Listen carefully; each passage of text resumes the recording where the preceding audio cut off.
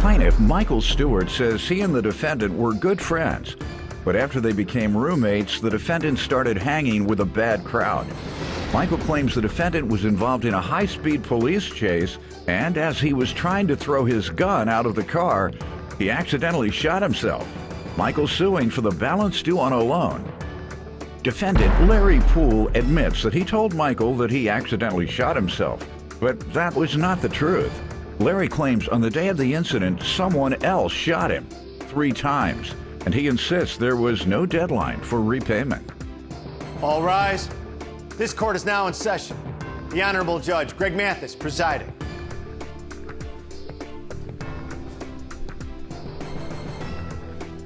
You may now be seated. Start with you. First, I want to say that my mother, she truly admires your work that you've done in the community. Thank God. I personally want to say she loves you, but she says you're a family man, and she doesn't want to come off that kind of way. She ain't want to tempt me. She understands. She's a family woman as well, but she's right there in the back. Where does she move? Where? Throw your hand up. Oh, she definitely left. Oh, she's over here. There she is. That's right. I was looking at her earlier. Can't quit me that fast. What's your mother's name? Starlet Stewart. Miss Stewart, thank you. We call her Wheezy. All right. All right. That's right. That's right. All right.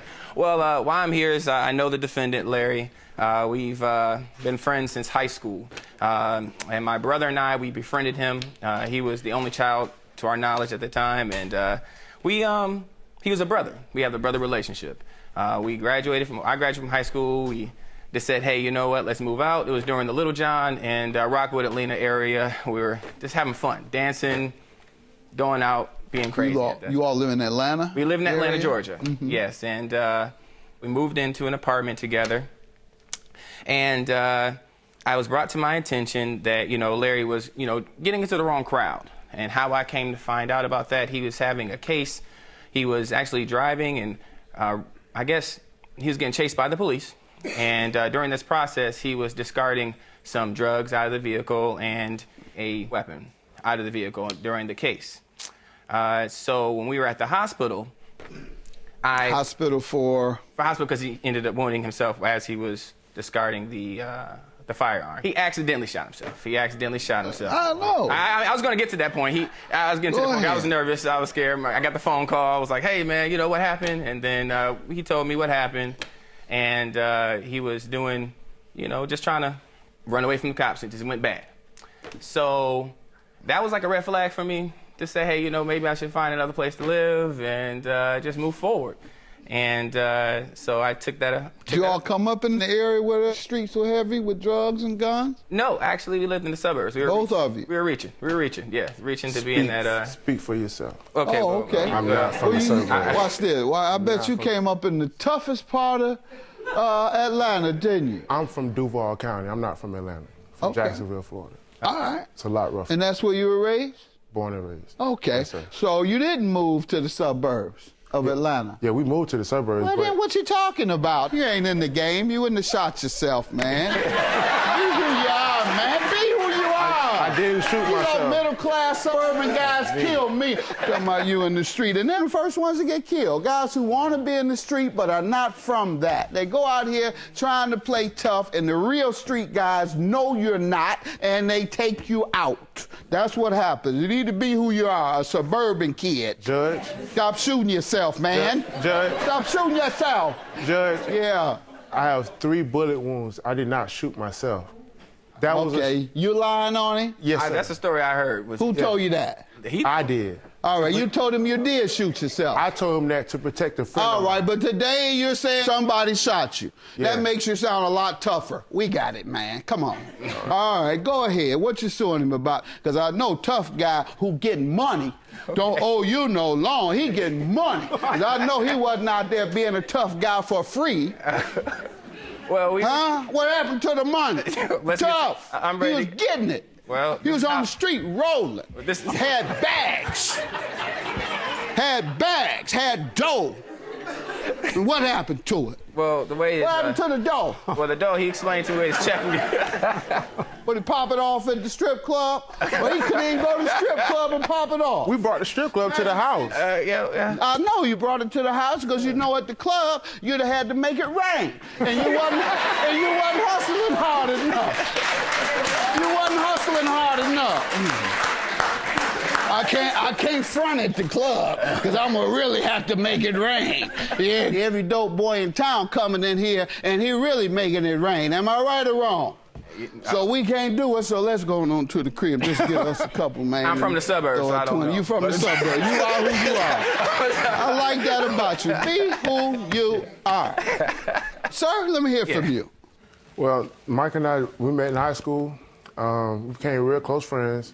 And during the high school time, he got kicked out, so he stayed at my mom's house for a little while, and that was temporary. But after high school, we did roommating, and we had a good time. You know, I got involved with some selling drugs, which is known, and he participated in my selling marijuana. He did? Yes, sir. And a lot of the clientele that I had was his friends. So anytime we would go to spring break or any type of parties, we had parties at our house, and he would participate. So I was in a bad car accident. And during this time I was in the car accident, he told my significant other about my girlfriend on the side. Even gave her the cell phone number. So there was a conflict at the hospital. Why did you do that? Jealousy, pretty much jealousy. Because the lifestyle that I live. Did you do that? Of who? Bianca. I told Bianca what? About who? Bianca and Crystal know each other because of you. Bianca called me. I mean, Crystal called me because she brought to my attention the You fact. said Bianca first, right? I know of Bianca, but I also Did knew you tell either one or not? Nah.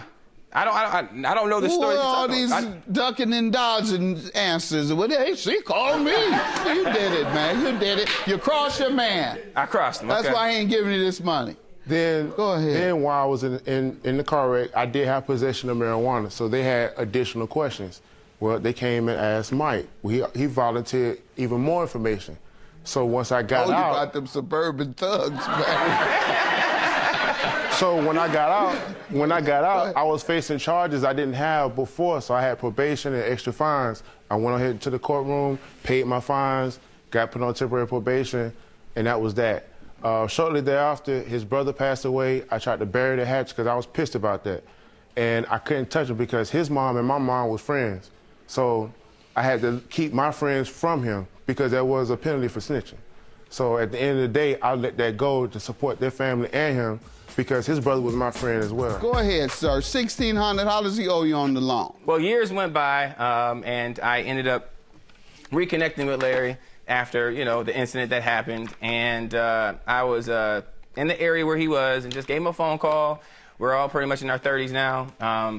I actually survived stage 4 cancer, had Hodgkin's lymphoma, stage 4 Really? cancer. Yeah. And so, thank you. Bless you. Thank you. Thank you. God bless you. Yeah, I know I'm here from a lot of prayers from Miss Weezy, my mama, and a crew of family. But I know that I was happy being alive and, just moving forward. And, I was blessed with having a support team. So I was just in a way where I just wanted to reconnect with friends, say, how you doing? He changed his ways. I could tell he, was presenting himself better. So I said, He ain't saving any of the money? what? I didn't get that far. I didn't want You to. should got that far when he asked you for $1,600. Well, You should have said, man, you were just balling out. You got shot, you had bags, well, you maybe- this and that and the other. Now you come to me. What part of the game is this, man? You done popped it all off? Where's it at? well, long story short, Rims? Something. we were at. Clothes? Something. I can go by his presentation. Huh? He was That's presenting what himself. I'm saying. well. If you've been in the game and you were successful, you got a presentation. That's true. Jury. Right. But I'm from the suburbs. God, I'm not talking about you. You should have mentioned that to him. See, I don't know the difference. You didn't know the questions to ask. I just said, hey, I'm They're surprised that being alive. naive in the suburbs. They at least know the question to ask when a dope boy come to them wanting money. That's true. They say, hey, man, Yeah, but what do you mean? You want money from me? well, What he kind of asked. game is this, man? Well, he asked, and he That's told me what his I'm situation. saying. Why didn't you ask him where all the money was? Well, he said that his money was tied up with another situation, and Tied he up in what? Tied up with another previous relationship. He was having a bike situation. It was just The story, you know, I knew it was... Let me hear the story. Sir? Well, he got married, moved away, I went my way, and he hit me up on a job opportunity. And so I took the job opportunity. Good. It was making decent money. It was traveling, going different places I never been. It was a good time. Mike was going through some marital problems. So he and I talked on this trip to reunite, to kind of catch up on what has happened since we parted ways. And during the process, we exchanged some money. And I did borrow some money to buy a motorcycle. So there was no set time on returning this money, so I paid him back what I could at that time. But the tide turned when he was keeping the extra money that was for the job and never giving it back. So the owner of the company put me in charge, and he left it up to my discretion to keep Mike employed. And I told him, I said, hey, off the principle, as long as I got a job, you got a job. Well, that wasn't good enough, because all I needed was the vehicle to get my mom to the doctor. Once I got back to Atlanta, that's when we clashed. You know, I still owe him the money at that time, and I told him, I said, look, at the end of the day, make sure my mom get to the doctor's appointment, because you can crap on me all you want, but just make sure you be there for her. And there was no regard. And so in the time of me paying him back or whatever, he wanted to threaten me, so I told him to come and get his money. What were you selling, sir? You were selling weight, huh?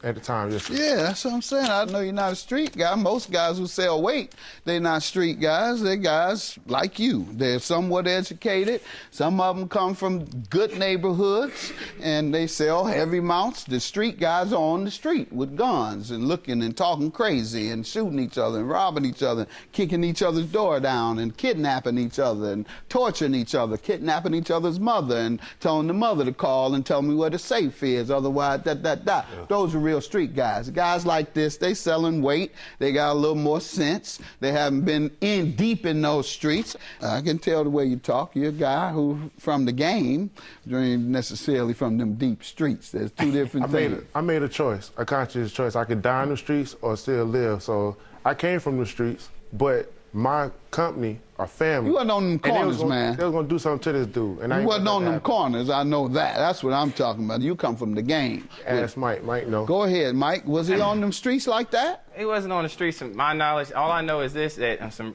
everything good, man, don't put my integrity on the line.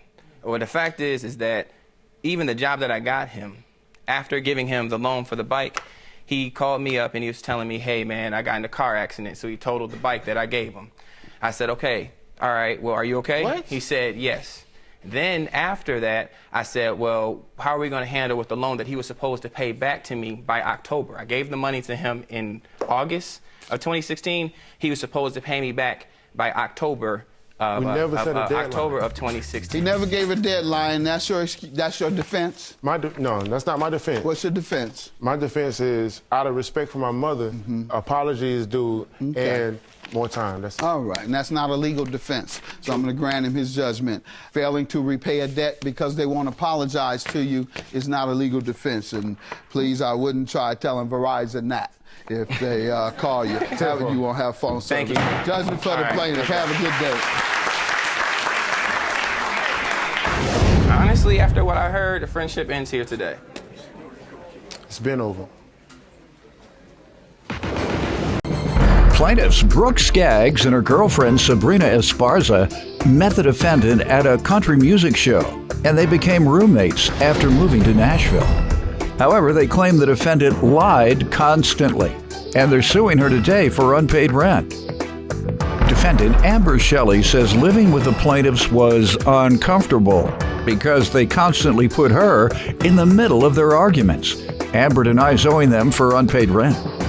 All rise. This court is now in session. The Honorable Judge Greg Mathis presiding.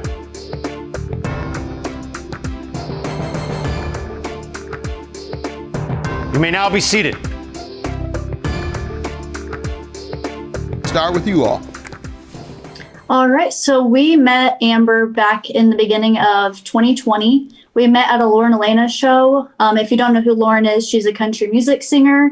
She was on American Idol about 10 years ago, so we love her. Okay. We stayed in contact after the concert. We would FaceTime and text all the time. That's when COVID started, so quarantine, we all just talked a lot. We noticed that Amber lied sometimes about some different things. And we actually made a joke one time saying she had liabetes because she lied. Liabetes? Oh, I love it. Put that in our pocket. Go ahead. Liabetes. We would encourage her not to lie because we love her the way she is. So we didn't think What that type was of things, if you don't mind saying? What type of, just the small things perhaps? Yeah, Some people just people like- liabetes. They just lie about small stuff. Go ahead. Just like something little about her, you know, about dating a boy for 4 years, and we found out they never even dated. It's like little things like that, and we're like, I don't know if she wanted to like try to fit in, or we just wanted to, you know. Okay. And we loved her, like we, you know. But you all got along and you maintained your friendship. Okay. Yes. Continue. Yeah. So over, quarantine, Sabrina and I started dating. So once we all, talked all the time, we realized that we all wanted to move to Nashville. Sabrina wanted to move to Nashville for a long time, and Amber as well, as since she was a little girl. So we all decided Nashville was, the place to be. Country music capital. They also make some great gospel music down there. BB and CC Winans are down there, turning the town upside down. A few others from Nashville. Take Six, one of their guys. Go ahead, though. I love Nashville. I performed at the old opera. I didn't sing. We did a stage production. Me and my dear friend and classmate Fred Hammond as a kid. While me and him were friends as a kid. Fred Hammond, a great gospel singer. We did a national tour stage production when I first came to television, with me being a judge in the production, and we played the Grand Ole Opera. That was one of the biggest experiences in my life. I'm able to say I played the Grand Ole Opera, and so. We're together. We love the same. We go to the same places, and we love the same crowd. All right. Awesome. So you all enjoy in Nashville, I'm sure. And, yes, we love it here. And how did you all become roommates? Yeah, so we all talked about it and decided that we had moved to Nashville. We signed a lease for 1 year back in September of 2020, midway through September. And actually, after like a few weeks of living together, we noticed Amber didn't help much with the like cooking, cleaning, shopping, like grocery shopping. But we did, like, anytime we cooked, we did invite her to come eat with us because we were friends. So, we didn't mind that at all. Okay. And what was the agreement on rent? Split 3 ways? How much was that per person? Split 3 ways. It was $525 each, with the total rent each month being $1,575. And that started September of 20. Yes, correct. Okay. September 2020. All right, you give me some background, ma'am. Yeah, so like they said, we met in January 2020 at a concert. That's how I've met a lot of my friends. Actually, a few of the girls who are in my wedding are from people that I met at concerts. We stayed connected all through the summer, went and visited each other. I think I visited Brooke maybe 2 or 3 times during the summer. They actually came and visited me once right before we all moved in together. Can I stop you for a minute? Because I think this might best be for white people. When black people go to the concerts, we don't even speak to each other because they be talking too loud and interrupting the show and standing up in front of you. That ain't what happens in y'all concerts. How about make friends? We make enemies. We start to get mad at each other. Stand. You gonna stand up and everybody, you the only one standing, and then you want to talk and sing louder than the artist. You don't even know the words, but you're disrupting, and then your arm, you don't let anybody have any other elbow room. So they don't do that at white folks' concert. See, we need to learn about each other's culture. Yeah, that's right. That's why I keep saying that. We need to learn about each other's culture. You couldn't tell me you could make a friend at a concert, and you say that's where you make all your friends. All right. Go ahead. Yeah, so then in September, we all moved in together, and that's kind of when things got awkward for me because they were dating, and a lot of times I felt like I was put in the middle of their arguments. Like what? Give me some examples. Give me some. Yeah, for example, I'd be coming home from work, and I'd either get a phone call or a text message saying, "Hey, I'm not home, we're fighting, so I left, just wanted to let you know. And it would go from that to I would get text messages asking to go and talk to the other person to figure out what was happening. And if you look on page 3, there's text evidence there just showing that I was put in the middle of an argument and being asked, like, what is she doing? What is she saying? And it just got to too much to make me feel uncomfortable. Okay, well, that's what friends are for, quite frankly, to go to their friends when they are in distress or hurt or want to vent or want advice. On the other hand, it can go too far if you have mutual friends and you're not encouraging them somehow to reconcile. Service mediator, that's what a friend does with a couple who fuss. Service mediator? Gotta take both sides when you're a mediator. It's hard to take both sides when one is saying one thing, the other is saying the other. And it just got so much because it then You felt know like, when a person lying if nobody knows. You know about a lie. Somebody lying and you know who it is. Don't even try it. Why they call you Liabetes anyway? For real, you've heard that's your name, nickname? Or street name? No. Your street name is Liabetes? No. Okay, well, why they call you that then? I mean, I did lie sometimes, and Everybody they did lies call me out on sometimes. it. Go ahead. That's what friends were for. They called me out on it, and when all that was going on, I had a lot of mental health issues going on at that time, and they're not going on anymore. I got a lot of help, got a lot better, but those were going on at the time. Okay, all right, good that you've gotten better. And when I say everybody lies sometime, I'll tell you when I lie is when people who I know want money out of me, the smallest amount, and perhaps they're addicted to drugs. Well, I know a lot of people like that, and I still see them because I still go back to the old neighborhood and help in other capacities. When they ask you for $20, and I know you're going to go and spend it on crack. So I'm going to say, I don't have it. And then I grab my Bible, and I get down, and I say, Lord, forgive me. I don't grab the Bible, but I do say to myself, forgive me, Lord, and I hope you don't hold that. I don't burn too much for that.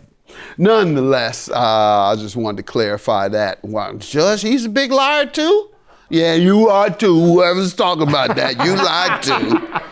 All right, when your son come ask you for something and you know he ain't doing right with it, you're going to say, I don't have it. All right, now, tell me how the lawsuit came about here, ladies. Yeah, so I would say about 2 months into our lease agreement, she sent Brooke and I a text message letting us know that she will be moving out either this week or the next. And, you know, she was going home to be with her boyfriend and just other stuff. She just wanted to be home. So, you know, we weren't happy about it, but we also can't, you know, make her stay. And she had stated that she would continue to pay rent and she would never leave us high and dry Okay. on that. And then if Your Honor, if you could refer to page 2. What is it going to tell me? Halfway through, it says, obviously, I'll still figure out a way to pay rent, but if there's any way y'all can find someone to take my place, it would be greatly appreciated. And Okay. we also did reach out to people, you know, people over Facebook. A few friends of mine, I was like, hey, you know, we're in need of a roommate. You know. Were you wanting to move successful? Obviously not. No. Okay, and we you did not all have made luck an with that. earnest effort. It is ultimately, the law requires her to find a substitute roommate because she's the one putting you at risk of financial harm. You all didn't do anything. You're abiding by the agreement that you all have. So if she breaks that agreement, it's her responsibility by law. And if she's made an earnest effort and you all have made an earnest effort and can't get anyone, then there's a reasonable amount of time in which she can be held liable for the rent that she abandoned. Yeah. Right. And so, what do you say about this, young lady? She says you did indeed. They're suing you, even though you said you wouldn't leave them in a bind. Yeah. So whenever I decided to move out and all that happened, I told them that as long, as were trying to find somebody, I'd continue to pay. I was told not only by them, but also by the leasing department that I was not allowed to find somebody. I was not allowed to be a part of that was their decision. I had no say in that because I did not live in the house. Okay. So because of that, I sat back and I sat quiet. I paid December, January, and February. Well, let me stop you. That would be in the lease. You have the lease to show me that? That's not something the landlord would tell you verbally. That's in the lease. I do not have a copy of the lease. I was told that over a phone call that I was not allowed to find the roommate. They can find one, but you can't for them. You can't help out. That's what I was told. You can't help your friends. That's pretty much what he said. You can't call and ask your sister who's looking for a place to stay. You can't call her and say, sister, would you like to talk to Brooke and Sabrina because they're looking for a roommate? Landlord say you can't do that. I was told I couldn't find one, and okay, he got the disease. How often you hang around him? You done gave him liabetes. Go ahead. All right. But so I actually had somebody who was interested, and Sabrina and Brooke told me they didn't want somebody they didn't know. And then the leasing, I was told I wasn't allowed to do it. So I sat back. I paid December, January, and February. I was told in February that you were breaking the management or landlord's request of you. Well, I had found that my friend had wanted to move in before he told me that. I told him I had somebody, and he told me it wasn't up to me. Got it. All right. Yeah. It was up to their approval. I think that's what he was telling you. You can find someone, but if he's telling the truth at all, you misinterpreted him, and he was telling you that they have to approve the roommate. Now that is true. Go right ahead. But for that reason, you misinterpreted it and you didn't think you could participate and help find a replacement roommate for a lease you abandoned. And so what did you think? How did you think they were going to be made whole? You as a friend, them and being in this position, how do you think they should be made whole without you leaving them in a financially uncomfortable deficit? Well, I was still paying 3 months. I still paid December, January, February. And in February, I was told that one of their friends was coming down to look at the apartment. I didn't hear anything back from them until the beginning of March when rent was late. And that's when they told me that she had to change plans and wasn't coming down until middle of March. All I had to my name was $300. So I gave them every penny in my bank account. I went without eating when my fiance was not home. So that way I could pay them that money. And as a pregnant woman, not eating is not good. I didn't have a job. I wasn't making money. Okay. So I told them that. I told them I didn't have the money to pay it, and told them like month to month that we would be in the same position because I just did not have the money. All right. And I never heard anything on the roommate So front. if you'd have stayed there, would you have had the money? No, I lost my job in November. So you left because you didn't have the money? I lost my job in November. Why did you move? Why did you move? Why did you abandon the lease? In November, I lost my job right before I left.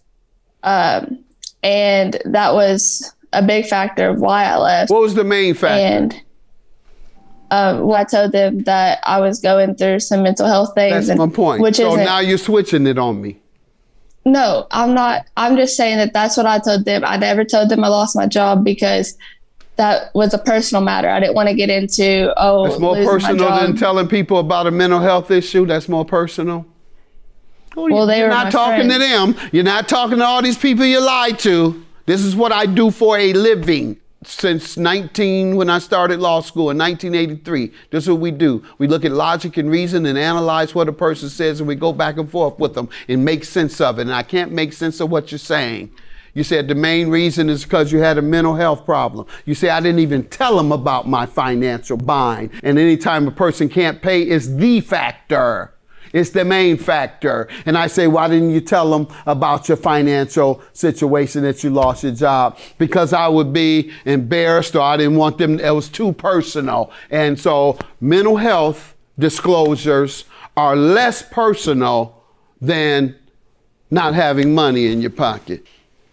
They already knew about the stuff I was going through. So to me, it was easier just to use that as this is why I was going home. Use it. That implies lie. That implies giving an excuse that perhaps isn't the real one. Use it as the reason. Not tell them that is the reason. Use it. Meaning I tried to find some excuse to use. What happened with your mental health? Where did you go? I've seen multiple counselors. I came home. I moved in with... Where did you move? You moved home? Oh, yeah. I moved home into the house of my fiance. He lives... Moved home to the house of my fiance. That's the home you moved to. I believe zero of what she says. She's contradicted herself. She withheld the most critical reason that she left, and that is money. Because mental health treatment, you could have gone to counselors before leaving your lease and putting them in a bind. Instead, you moved in with your boyfriend. Have a good day. Judgment for the plaintiff in the amount requested. Bye. Thank you, Your Honor. Thank you, Your Honor. I mean, I hope this is all like a learning experience for all of us, and I hope we can move on from there. You know, I wish you nothing but the best, Amber. I know you're pregnant and stuff, but I wish you nothing but the best. I just wish you all the best, and that's all. Yeah. Plaintiff Diana Wade and her husband Timothy say their son lived with the defendant. However, they claim the defendant is so irresponsible that he doesn't even see the child he had before he turned 21. Diana says she was forced to pay the defendant's rent and utilities so her son wouldn't get evicted. So she's suing to get her money back. Defendant Marcus Akers says the plaintiff's son is just as irresponsible, if not more so, than Marcus. Marcus denies owing the plaintiff anything because he insists he upheld his end of the agreement, and he's countersuing for harassment. Start with you. Well, Judge, I come before you today as a mother of a 21-year-old and a 23-year-old. And just as I want them to be responsible and do the right things as an adult, I want the defendant here to be responsible, to stand up and, man up, do what your responsibilities are. My son and Marcus are friends, and, I see Marcus as really, I want to say, a 22-year-old kid who's really never shown responsibility as an adult.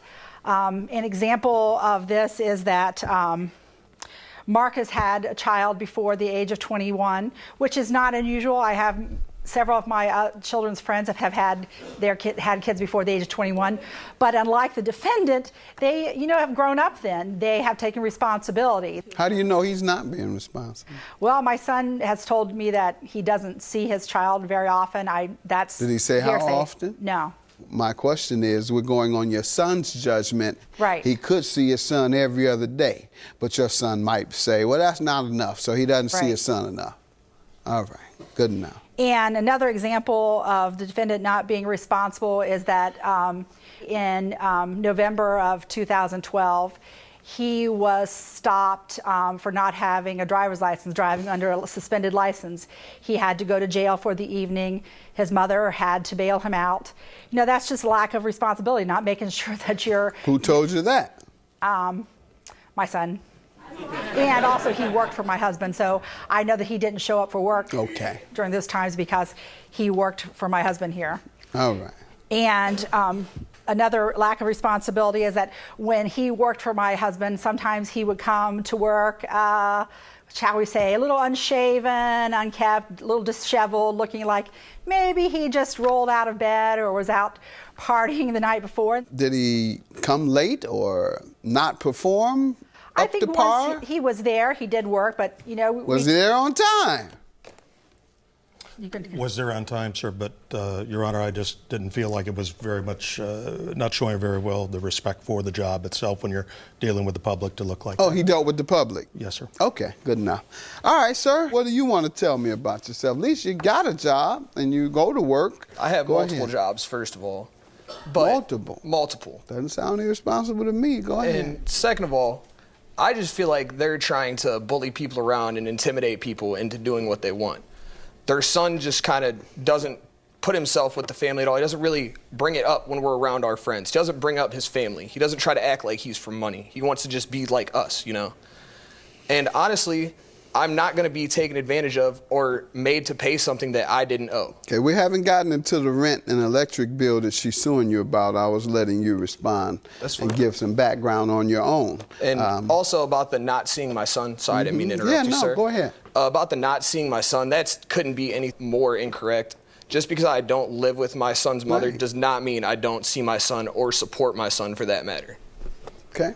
With regard to her son, do you want to tell me anything? This is your buddy. This is going home making you they look want to play bad me to as her. this irresponsible kid when their son is just as irresponsible or even more irresponsible than me. How so? He doesn't understand what it's like to have to feed another mouth or put a roof over someone else's head. Or, for that matter, work for what you have. You know, I'm not saying that he doesn't have a job or work, but he doesn't know what it's like to have to work for everything he has. I live on my own. I have lived on my own for years now. I worked with his son for a brief amount of time before he transferred stores, and I didn't know I didn't look presentable enough or awake enough for work, however you'd like to word it. But if anything, her son is just as bad, or if not worse than I am. If they want to talk about my appearance or my upkeep for the company or for the public, I mean, if anything, he's come in looking just as scraggly or scruffy, whatever word you want to throw on it. She's suing for rent. Did you all live together? Yes, we did. And what type of lifestyle did you all live? I mean, we're two 22-year-olds, sir. Right. We, and you know, he parties. I'm not gonna say. He parties too. Yeah, I'm not gonna say I didn't. He doesn't go in the room and read the Bible. Yeah, he doesn't while you're out there go sit in his room and sleep while we're all having a good He sits there and time. parties with you. So I can believe he would come in a little disheveled with you. Right. Go ahead, man. And I can say, my son, I know he's not, believe me, he's not a saint. He's made lots of mistakes too. And where's he at today? He is working today. Oh, okay. He's being responsible. In Canton. All right. Release. Right. Huh? Work release. Don't say So work. far- He said work release. No, I So know far, it's not that, no. Let's hear about the rent and electric bill you're suing him for. Well, in February of 2012, both Marcus and my son were co-signers on a lease in an apartment for the rent of $545 each month. And also... Each person? No, total. Okay. So half for each. And the lease went through the end of February 2013. So consequently, at the end of November of 2012, Marcus moved out to live with his girlfriend in a different residence. Then in January and February of 2013, Marcus had promised to our son and to ourselves several times, right? He had told you he was going to pay. Pay whom? Pay his portion of the rent, the landlord, yes. Why do you have to promise your husband he was going to pay the landlord? Because he worked with him, and Tim had said, "Oh, are you going to pay?" Okay. We waited for him to pay. We tried to get in touch with him several times. You waited? Well, my Did son you co-sign on the lease? No. My son came to me and said, "Mom, I don't know what I'm going to do because it's a hardship for me. I don't That have." sounds pretty irresponsible. Well, he couldn't pay all the rent because it was together. He had his portion, but the leasing company would not take the half. They said it had to be all together. I had to pay it then because he paid his half of the rent. Your son? Right, yes. Okay. But he did not have Marcus's half of the rent because they were supposed to pay together. All right. So we waited for Marcus to pay. So then in January and also February, I paid Marcus's portion of the rent. So I paid his portion of the rent plus a late fee because we waited around. Did he agree to pay you? He had said he would pay, yes. He agreed to pay you? He agreed to pay his rent to the landlord. He told Brian that Did he ever agree to pay you? He had told my husband that several times that he was going to pay him because he sent him a letter. Okay. Sir, let me hear your side. Okay. First of all, I'd just like to say that just because their son never gave them my part of the rent does not mean, first of all, that I did. The landlord or whoever they're trying to throw themselves in this mix. You all owe the landlord. Yes, we owe the landlord, That's but they're trying to throw themselves. Man, he didn't know who to pay. They want to throw themselves in this mix. He's talking about whoever. They want to throw themselves in this mix and say that I owed them money, but I paid their son my part of the rent. We had an agreement on how the rent was to be paid out. Every month? Before I even looked at other places to live, we had completely agreed on how the rent was to be paid out the rest of the lease. And you paid him? Yes, I paid him cash monthly on what was supposed to be paid. My half of the rent out of $545 was $275 was what we ended up paying. All right. What months are you alleging he failed to pay? January and February of 2013. Okay. And sir, did you pay those months? Well, I would just like to tell you, in our part of me and Brian's agreement was that I would pay him for half of every month up until February, because that had been 4 months I hadn't been living in the residence after that. He was on his own for February's rent. We have an agreement. I have a witness statement right here saying that my girlfriend was there when we made this agreement. Where were you all at? We were in our apartment when we made this agreement. Okay. We were sitting in our living room talking like we do every day when we got off work. And you say you have something in writing from your girlfriend saying what? It's an email, but yes, sir. Saying what? Pretty much. Saying that Caitlin Gordon is her name. It's your girlfriend. Brian Wade and Marcus agreed that Marcus would pay his half of the rent. February 1st, Brian would take over paying full rent because Marcus was no longer living at the apartment. The question is, ma'am, whether he told you he would pay you. He told my husband that we have a letter that my husband had sent Marcus, and he had said numerous times that Marcus would pay him back. Okay, let's see that. Sir, he told you he would pay you back. Judge, he didn't specifically tell me he would pay me back. He said he would pay the money for the rent that was owed, because there were several visits when having owned the stores. See, the problem is he didn't have an obligation to you all unless he agreed to pay you all for stepping in. He had an obligation on his lease, though. I understand. So that's who he owed, the landlord, not you. But I had to pay it because it was a hardship for my son. But he would have had to agree to reimburse you. Right. If he runs out on his rent and just doesn't pay it, and then some guy off the street, whether it's you or some guy off the street, comes in and say, well, let me just pay that land. He may not even know the guy off the street. He said, oh, thank you. So thank him. Well, but I have another thing I'd like to say. Let me allow her to finish. Your husband said he never overtly agreed. Well, we did not want our son evicted, so somebody had to help pay the rent. So I understand. And neither am I obligated to pay the rent because it wasn't my apartment. There you go. There you go. You weren't obligated one bit. He and your son were. So you're doing a favor for your son, not him. Well, actually, I was doing him a favor, too, because he could have been evicted had he not paid the rent, and he would have gone through more expensive Did he court ask cases. you to do the favor for him? No, sir. People can be deadbeats. Let me hear from you, sir, and your harassment claim for $500. Yeah, he makes these claims that he just stopped in, but it's not like he just always just comes in the stores. He did say several times, sir. Yeah. You came to the young man's job several times. And he's not just like... he owns the place? Yes, sir, I do. Well, he can come there as much as he wants. No, I didn't say he couldn't show up as whenever he wanted. That's not what I'm trying to say. I'm just saying obligated to come in and observe. Go ahead. He's making my work uncomfortable because I have people calling me all day asking why the owner of our company is calling asking for me, asking why he's showing up, leaving little notes for me. Did you say because he's the owner and he has every right to ask for me? No. That's and what also, you told him. They did not have my phone number. They got my phone number from our work Your log. boss should have your phone number. As much as I want to give you your money, ma'am, I have to go by the law. You all stepped in to save your son, to keep his credit cool, to keep him from being evicted. When people move in together, they risk all of that. He did not agree to pay you all. So therefore, both your cases are dismissed. Have a good day. Me and her son have been friends the whole time, and we'll still be friends after this. We still play softball together twice a week. Well, one thing I would like to say that Marcus doesn't play softball with our son on one team anymore because he was kicked off for not showing up for the softball. Marcus did tell our son several times that he would pay me back, and that didn't occur. He knew exactly what he was supposed to do, and right. he failed to do it again. Plaintiff Jessica Vick says although the defendant and her sister are going through a divorce, she allowed the defendant to live with her. Jessica claims the defendant not only put holes in her walls, but she also caught him having sex in her bed. She's suing for unpaid rent. Defendant Marcus Williams says living with Jessica was a huge mistake because she often instigated fights between him and his ex. Marcus claims after he moved out, Jessica disposed of his property, so he's countersuing. Start with you. Marcus is my soon-to-be ex-brother-in-law. Him and my sister are going through a divorce right now. They remain civil for the sake of their child. I've known him since I was 15, so I let him come and move into my house. When? In June of 2012. Okay. Under what terms? He agreed to pay $325 in rent. And what was it like?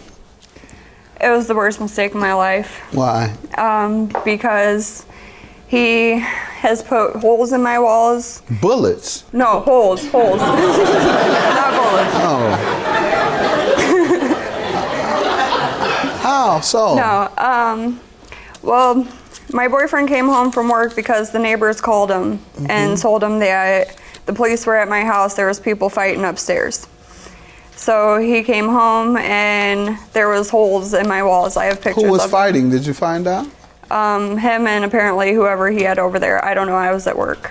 I don't agree with that. All right, but you didn't find out who put holes in your walls and how? I'm assuming him. I have Are pictures you of him assuming? here. That's not true at all. All right, man, but you should have looked further into this. You're talking about you assume and you think, and I was at work that's not all how day. you win, but you would have discussed it. Somebody put holes in your wall even though you're at work. You said, I know I was at work, but what happened here? Right. You didn't do that? No, I did. Let's ask him now. Go ahead. You put the holes in my wall? No, I didn't. You know I didn't. Who did? Gotta be one but your boyfriend friends or somebody, but not me. He was at work. Man, you know what We were happened. both at work. You know were what the one happened. there. Who did it? You know what happened. What happened? Tell me. I don't know. May I speak, sir? Come on up, stand up. State your name. My name is Denny Estes. I was at work, sir, and I get a call from my neighbor saying I need to come home because the police was there. When I get home, him and a couple of his belligerent friends were drinking there, and I guess they was roughhousing and, you know, put a couple of holes in the wall. All down the hallway, you got cracks, and then by the bathroom is a big hole in the wall. The holes weren't there. We left to go to work. And, sir, what do you want to tell me? I've been knowing Jessica since she was younger. Me and her sister was married. We got separated back in 2012. 2013, I couldn't stay by myself. I couldn't afford the rent. I moved straight in. Since then, it was like the arguing and the drama between me and her, and next you know, she's instigating between me and my soon-to-be ex-wife because I got a girlfriend. What type of drama did the two of you have? Like, she telling my ex-wife, like, I'm being more of a child to somebody else's kids than my own. Okay. And the drama between them two, arguing 3 o'clock in the morning. One time they got argued over some burnt egg rolls. She burnt some egg rolls and he got mad. And this didn't go on for an hour. This going on all night. And I have to deal. Now I got to eat the egg rolls to make her happy. You and I have to eat the egg rolls. Man, did this happen? You all argued all night because he wouldn't eat your egg rolls? It was other stuff that we was She dropped a bag of food one time. He got mad. It's like one thing after another. Everything was about food. Yeah. He dropped the bag of food the next time, and they got mad. They were just my friends, and they have friends too because they rap, whatever, and they got a studio, whatever. So everybody's drunk over there. But you're suing for rent, $3,500. How do we get there? Okay, Your Honor. The final straw with that, I ended up putting him out. I came home early from work. He was still at work. I come up my stairs and I thought nobody was at home. I opened my door and he was having sex with somebody in my bed. And you put him out? And I put him out. Didn't you know that wasn't part of the lease? All right, but you can't just put the man out without notice like that. To evict someone, you have to give him 30 days notice. He was never on my lease. I was just Doesn't doing have him to a be. favor. It's a month-to-month lease if he pays you every month. What months does he owe you for, ma'am? From June of 2012 to May of 2013. He never paid you a dime? I got $75 from him when he first moved in, and then he had lost his job. What's the total amount he paid you? $75. Out of over a year? 35, or nearly a year? Yes, What's it was that, 11 sir? months. Stand up. What do you want to tell me about? Actually, he was having job problems or whatever. Okay, so I'm not he lost his interested job. in that, sir. I want to know. He said he was going to pay us off when he got his taxes. Okay, I understand. He Oh, never see, got that's it. it down. You shouldn't have given that kind of Never game. got it. Oh, man. I was going to give see, you shouldn't open up your mouth. Now you embarrass yourself. I was going to give you a little credit for being streetwise or a little knowledgeable about something. You went for the easiest con in the world. Now, nobody That was pays he when they told get me. their income tax. If you watch me, you would know. That's what he Income told me. tax, student loans, what's the other? Inheritance. If they tell you that, you're never seeing your money. Ma'am, you say 11 months he never paid anything other than $75, sir. Yes. Tell me about the rent. Well, I did move in, and I did give it the 75, and I lost my job. So, as time progressed, things got bad, so I moved out. And I moved back to my mom's house, and Why shouldn't you have to pay for the time you because stayed there? I had property in her garage. I had a bedroom set that I bought off eBay. No, I'm saying why shouldn't you have to pay your rent, not your counterclaim. I see your counterclaim is about your property. First, we have to talk about her rent. Because when my stuff got stolen. That's your counterclaim. Yeah, You don't have a defense to not paying rent? Huh? No. Okay, now let's talk about your claim. How does she owe you $3,500 for property? Because I had stuff in her garage, and I told her, can she hold it for me? So we talked about it. So when it came down to me getting my stuff back or checking on my stuff, she put everything on the porch. How long after moving did she do that? Like in May or I don't know how long that is. May 12th, whatever. I don't know how long that is from the time Like you moved. a month or two. Oh, there you go. Ma'am, what do you say about his property? He says you threw it out within a month. I text them and I text them and I text them. He never responded to me. Text him saying what? I text him saying you need to come get your stuff. You never agreed to allow him to hold it there? No. Yes, you did. All right, when did you first start calling him? How long after he The moved? day after I made him get out. I texted him and I told him you need to get your stuff. All right, so what ultimately happened to his things? I put it on the porch. And How long after kicking him out did you put his things on the porch? almost a week. All right. You have an itemized list of the things? Ma'am, you illegally evicted him, and then you threw his things out illegally. To evict someone, you have to give them 30 days notice. And I'm going to grant his judgment, but I'm also going to grant your rent. 35 and 35, that's the judgment. Have a good day.